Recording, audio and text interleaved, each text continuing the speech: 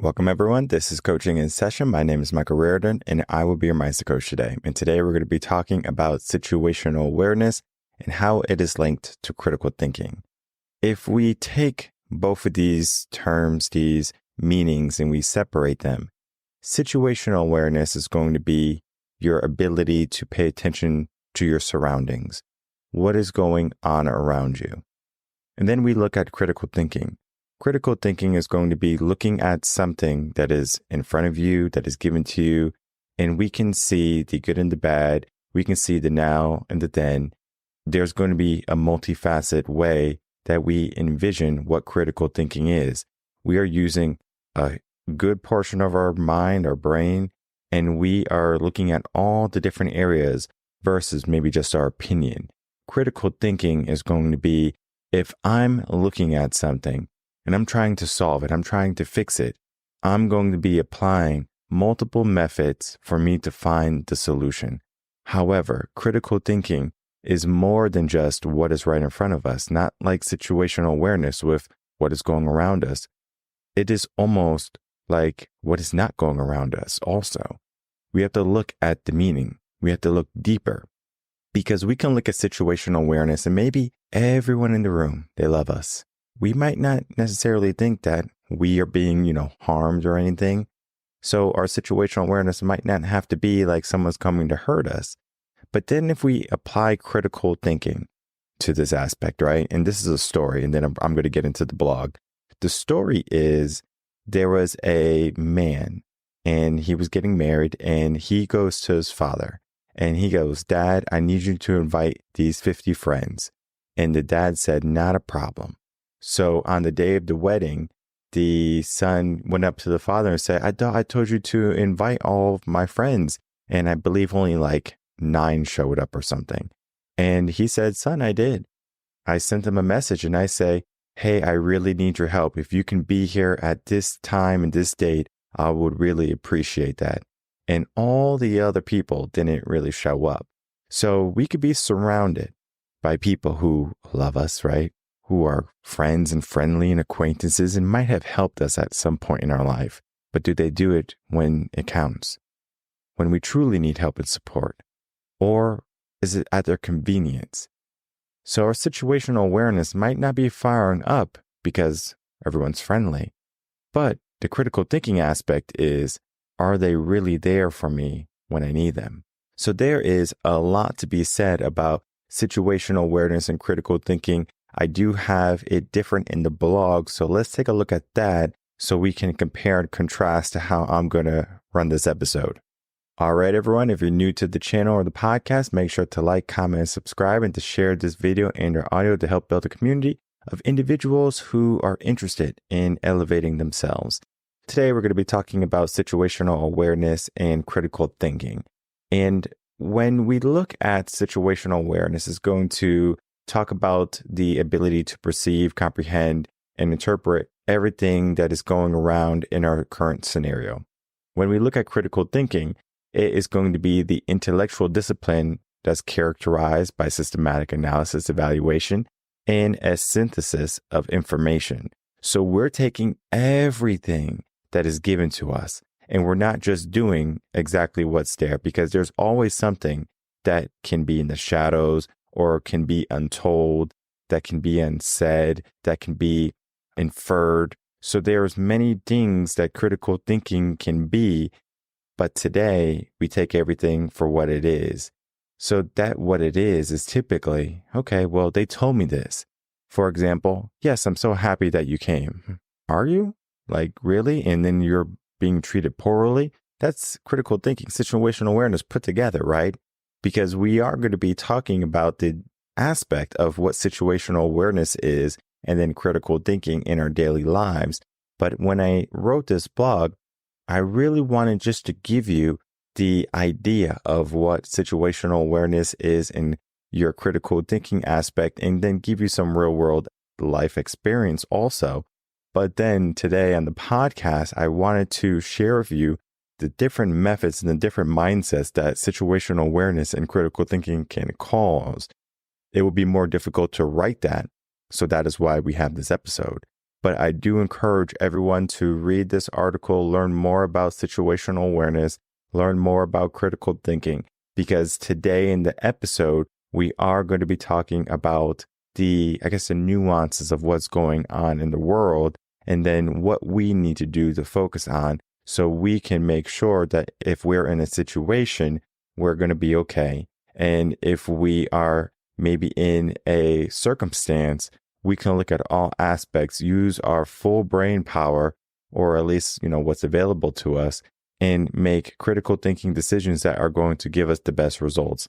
Sometimes people fail to critically think, and then they find themselves in a tough situation. It's not so much about situational awareness all the time. Both mixed together can help you get to where you want to be.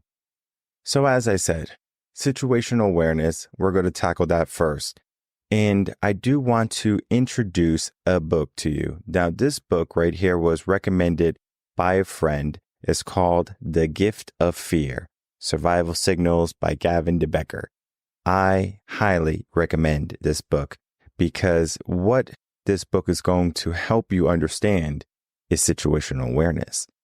What is situational awareness, right? We talked about it, right? To be able to see what's coming, to us before it comes to us.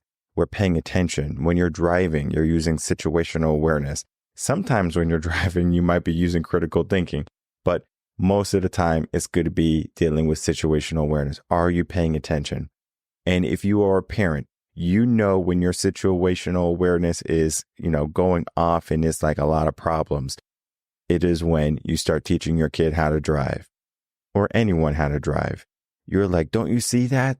What are you doing? Get into the left lane. Don't you see that police officer there? Slow down. Situational awareness is that. We pay attention to those things. But sometimes in our life, we can become complacent. This book, The Gift of Fear, talks about the idea and is very similar to the blog that I wrote called Respect and Fear. Respect might be hinged upon the idea of fear. For example, someone might fear somebody, so they give them respect, but it's not so much that they can't discern the difference, where I respect you, but then I also fear you. But it's not so much that I'm in fear of my life and I have no other option but to respect you. Read the blog, watch the episode, you learn all about respect and fear and how it intertwines. And then you have to look at this as almost like a double think, right? We have two negatives, or we have the opposite. How can fear be a gift? People probably think fear is not good. I don't want to be afraid. I want to be brave. I want to be courageous. I want to be happy. I want to be joyful. I want to be fulfilled, right? There can be all these positive emotions going on that you want and that you desire. But the gift of fear, how is that relevant? Well, in the book, we have many stories, love stories, analogies, all the different things of times when people won or they became safe because of their situational awareness. Sometimes you walk into a room and you might get a bad vibe, right? Something is off. You're like, whoa, what's going on here? And maybe everyone's looking at you. Maybe, again, maybe you're not dressed appropriately.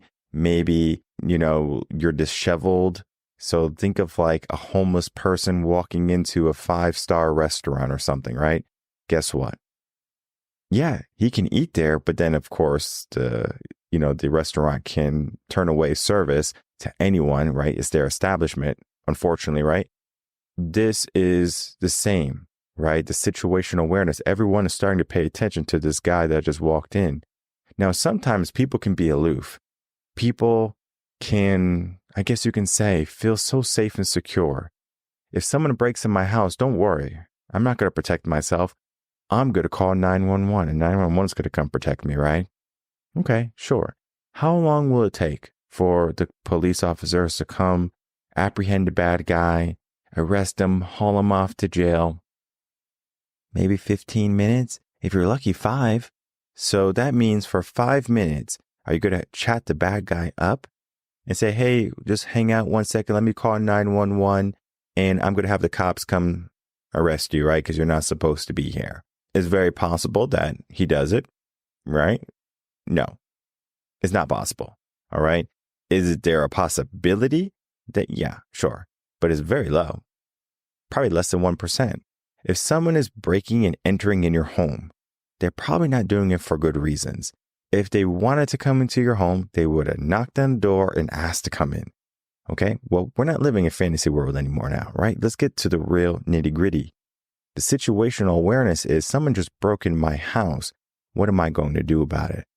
I'm not going to wait for someone to come save me. I need to save myself.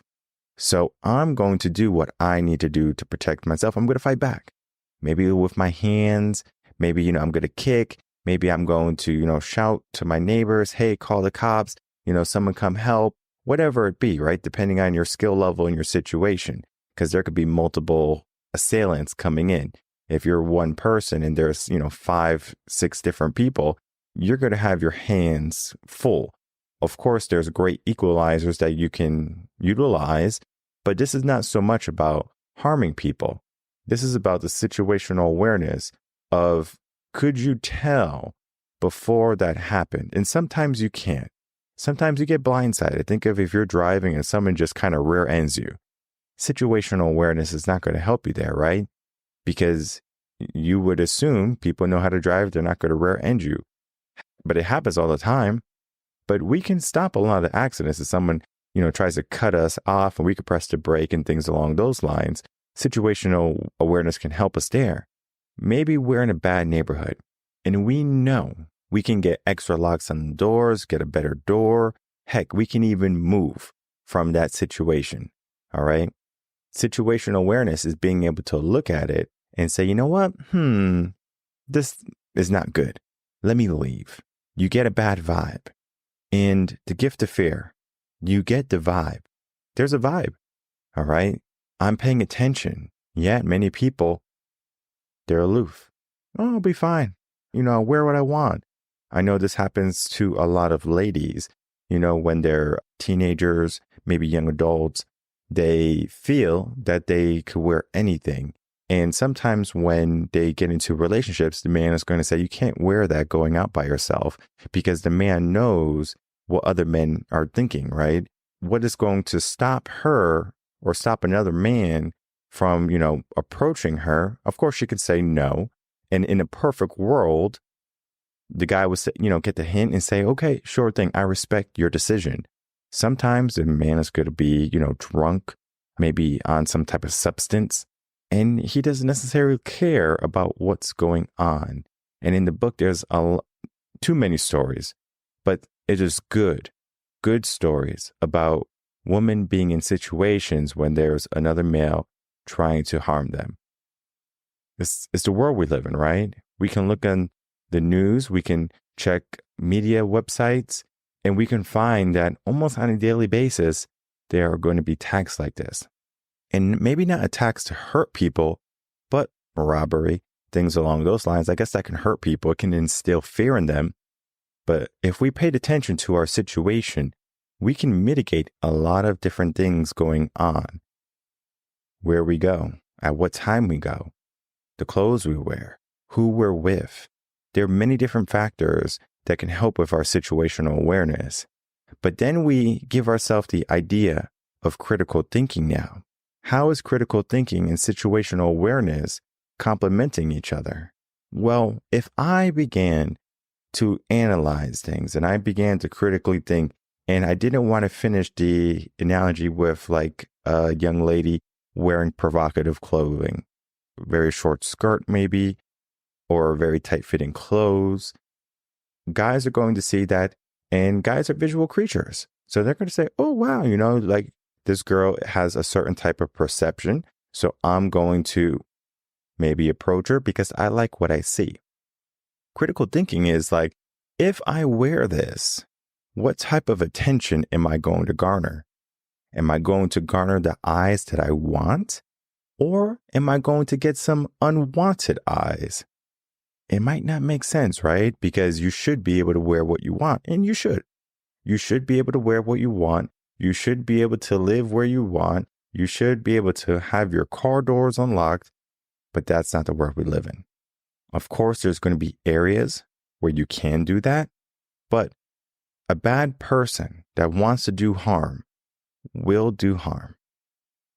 There's no way around us stopping someone from wanting to do something evil. What we can do is be ready to handle anyone who wants to do something evil. Or we can have preventative measures in place that we say, you know what? I'm not going to do this because there's a possibility that something can happen. Now we're critically thinking.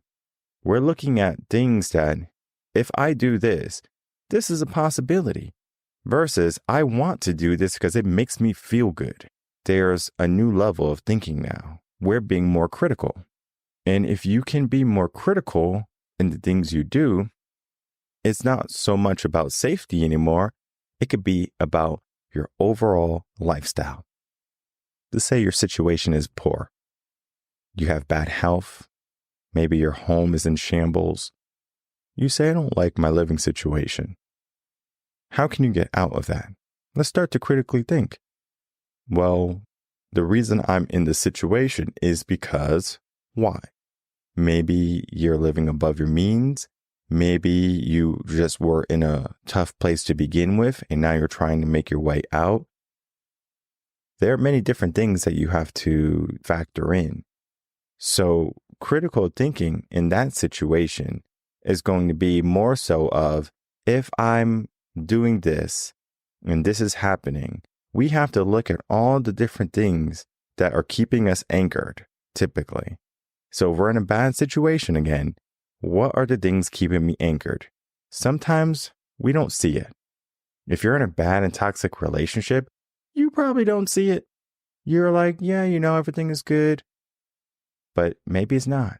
Not saying that every relationship is perfect. There's always going to be arguments. There's always going to be, bickering and days when you don't want to talk to each other, or maybe days when you want to abandon ship. Yeah, sure. But there's going to be things in between the lines that this person doesn't care about me. Truly, this person doesn't care about you. You can tell. Critical thinking. Maybe situational awareness can help you a little bit. Again, the gift of fear can help you, but it's more so of reading in between the lines to understand what is not being said. Critical thinking used to be something that was taught in school. I remember in third grade, I talked about this before. We were learning how to critically think. And it was so difficult because I remember when I was reading passages, you had to read passages or stuff like that. And it might have been, Jack and Jill went up the hill to fetch a pail of water. And then the critical thinking aspect of, why were Jack and Jill going up and fetching a pail of water when they could just turn on the faucet? So, and then we would have a discussion on that, looking at all the different things. To Catcher in the Rye. If you read some of these stories, you can ask, well, before you, go on to the next part, what is a likelihood of why this character or this person did this thing? And we can critically think, and we can go down a path or a way of thinking to say, this is the reasoning behind this. But sometimes we can't do that. Sometimes we have to just kind of go with the flow. Things happen very quickly. We're not going to be able to critically think all the time. Sometimes things are immediate. And that's when we go back to situational awareness, because that's going to give us our quick response. So our situational awareness, something's about to go on. All right, I don't have time to think about it. I have only time to handle what's going on. Someone breaks in my house, using that analogy again, someone breaks in my house. I'm not going to say, hey, let's sit down and let's talk this over. All right, we need to look in between the lines. We have to look at the things that are not happening right now. For example, let's sit down. We're going to talk about the repercussions of you breaking into people's homes. You're going to go to jail. You're going to, not have a good life. You might get hurt by someone if you keep doing this and you break in the wrong house. Right now, we're critically thinking with the bad guy, but they don't want to critically think anymore. Or they didn't even come into your house to critically think. If they did, they would have turned on a podcast, read a book. They would have did something along the lines of personal development, but they didn't do that. They are only in it for the gains for themselves. So let's look at the idea for the betterment of ourselves and then an individual, because this is an aspect of situational awareness and critical thinking when we combine it. Wherever you are in the world, whatever country you're in, I want you to look at different levels. Your level, where you are right now, your house, your apartment, your living situation. Then I want you to look at your neighborhood, your community, the people around you, the houses around you. Then I want you to look at your city. And then I want you to look at your state. And then I want you to look at your country. Okay? In that order. When you start to look at all of those different things, apply situational awareness and apply critical thinking, and then ask yourself the questions, okay, which is, good? Am I living in a good house? Yes or no, right? Am I living in a good neighborhood? Yes or no, right? Cool. Because you can have a very nice house and live in the ghetto, okay? It's very possible. Maybe your city is not that good. Maybe your city is dying because all the jobs are leaving. Very possible. It has happened. It will continue to happen. Then we even go on to state level. Maybe you don't like the laws and the legislation that is going on. Guess what? You can move. You can leave. You don't have to stay where you are. But yet many people, they're born in a certain state, in an environment, and that's where they stay. That becomes their situation. Their situation becomes their life. And if you don't pay attention to your situation, you can't be upset that your life is not how you want it to be. So then now we have the aspect of critical thinking, because we are going to, I guess you can say, give some forethought to our future. If I'm living in a state that has high taxes, the cost of living is through the roof, maybe it's 91% more than other places in the country. Maybe there's no opportunities for me and my degree, whatever, right? My certifications. And I say, you know what? This place is probably not the best place for me to stay. But some people, they stay in that situation. Critical thinking is looking at all of the possibilities that can be yours. Because you can move someplace, get better housing, better laws, a better lifestyle. That is going to be something that you can look at. But yet many people just go, why me? Boo-hoo, pity time. They don't take action. Critical thinking helps you take action. If you look at the new generation today that has not had critical thinking training, they don't necessarily know even what they want and what they like. They think they know what they want. They do what they are told. They look on social media. They see what's trending. Critical thinking is out the window, people. So the newer generation is not having situational awareness and they're not having critical thinking. What do you think is going to be the implications for the generation? Well, they're going to find themselves in bad situations, number one, and they're not going to give themselves the best avenues, number two. There's a reason why I have, during summers and during, even during the school year, there's issues with children, with teens and even college students. They begin to look at the aspect of their life in a light that they never saw before. And they are becoming more afraid. And it's not so much of the fear of like the gift of fear, where we can use fear as an advantage, as a tool for us, but more so in the sense of it inhibits their growth. If you don't want to move when you need to move, how can you get to where you need to go or get to if you don't take action? Most people, they just fall, they don't get up. They stand still and they don't move. They're unhappy and they don't find a way out. Or they're unfulfilled and they just call it quits. When in reality, we can continue to change our situation and we can continue to change our mindset so we can give ourselves a critical thinking aspect and component. So whatever we do, however we're situated, we can look at all facets that is going to be able to help us in the long run, get us to where we need to be. So in closing, I encourage everyone to check out this article, Situational Awareness Meets Critical Thinking. We have to be able to look at our situation and then give ourselves multiple flows or multiple, I guess you can say, avenues for us to make a choice that's going to represent our true power and going to give us better options for efficiency, not alone, but to be precise in making good and strong choices. Now, there's going to be evidence in everyone's life right now that they can look at their situation and see if it's good and bad. And they can also look at the critical thinking component and begin to dissect that and then apply it in different areas of their life. You will definitely want to read this blog to get a good understanding of the science behind it. And then from there, you can look at or be reminded of what happened in the podcast and then begin to take action. All of that to be said is going to be a huge come up when you start to implement this into your life.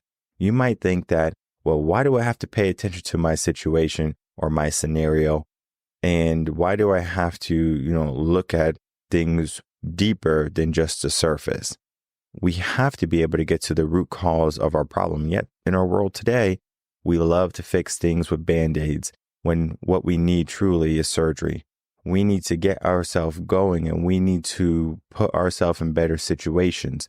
And the book that I recommended, again, The Gift of Fear. This book is a must read for if you are a woman. Give this to any woman in your life, especially ones that are living alone. If you are a father, give this to your daughter. If you're a mother, give it to your daughter. If you are a husband, give it to your wife. This book is going to give so much insight to situational awareness. And it's also going to start to help with the critical thinking aspect. Because again, when everything is going well, we might not be worried about what can go wrong. We don't necessarily need to give ourselves that negative stigma of things are going so good, the wheel's about to fall off. Let me begin to pay attention to this. We don't necessarily need to do that. And I don't want you to do that. I don't want you to be in fear of what could be a possibility. I want you to live good. All right. If a bad moment comes, I want you to embrace it, but then I don't want you to hold on to it too long. We feel it, we let it go. But yet, we put ourselves in situations sometimes that can be avoided. Bad situations that could be avoided. It doesn't even have to be someone coming to harm us. It can be us not doing what we need to do. We can be our own worst enemy. We might think everything is plush, everything is wonderful, things are going good. But sometimes things can need some adjustment. They can need some changing. A person might need some direction. And that is why I invite everyone to seek that direction today, whether it be with us here at Reven Concepts, or you could do the work yourself. Continue to listen to the podcast, read our articles, listen to our motivational video content. Yes, you're going to be on the right track. But give yourself all the different nuances of what's going on. The world is continually changing. Technology, for example, is vastly different than how it was 50 years ago. That huge change in discrepancy is a breach of privacy for some, right? My phone can track me. My pictures are on, social media websites so people can take them down and post it on their walls and stuff like that. Yes, I understand. I can put my website on private and things like that. But guess what? Even Facebook, if you have Facebook still, Facebook, you can go to someone's page, even if it's private and blocked, and you can take all of their display pictures because that's a display picture or something. So you can use that picture. You can take that picture, save it. And I don't know why you would do it, but not everyone has the best intentions for you. Okay. You have to be able to look at the things that are happening, the things that could be happening, and then giving yourself the best trajectory that is going to give you the best and the quickest path to where you want to be. Sometimes you need some guidance. Sometimes you can do it by yourself. Sometimes it's trial and error. Sometimes you make mistakes and you say, I'm not going to make that mistake again. Sometimes you get harmed. You get a trauma along the way. It depends, right? We get to make a choice. critical thinking aspect to coaching is I can do this by myself, struggle for a very long time, or I can get someone that's going to be able to see my blind spots. For me, it's a no-brainer because I understand I would rather get someplace quicker than for me to spend a bunch of time. Now, this is not to be talking about like living in the moment and, going the scenic route. Sometimes we do that. But when you know you just need to get to A to B, why are you worried about the in-between? For example, let's say you have a lot of credit card debt. Okay, great. You need to get to, B, which is no credit card debt. Okay. Of course, we have to look at all the nuances of how we're going to do it, how we're going to change our lifestyle, everything in between. But we're not going to be like, oh, this is painful. Oh, I can't get my coffee. Oh, I can't go on vacation this year. We're not worried about that. The goal is to not have credit card debt anymore and to change our lifestyle so we don't have that to happen again. We failed to look at our situation. It got out of hand. And now we have to critically think to get out of the situation that we fell in because we thought everything was going to be okay. This is happening day in and day out. We can stop it. We can make some changes today. But the change is not going to happen automatically. It's not going to happen by luck, most likely. So give yourself the best possibility, the best probability for a better you, a safer you. Understand your situation and give yourself the mindset, the aspect of critical thinking in a good portion of your day. I'm not asking you to do it, every second because it can be extremely exhausting, but do it for the major things that matter, the things that can bring you closer to goodness in your life. If you find yourself on the sofa after work, critically think, where am I going to be if I keep doing this action? Probably still on the sofa. All right. Let's start to change. Give yourself the aspect of looking at your situation. If you're doing something, look at it long term. Will this help me change? If it doesn't help you change, then change what's not helping you change. And then we might be at a better path. And that is going to be the ideal probability that most people will want to be in. So don't wait, don't linger, take action today. My name is Michael Rearden. I'm a mindset coach. If you have any questions, email me coachinginsession@gmail.com, and I'll see everyone on the next episode of Coaching in Session. Until then, everyone take care.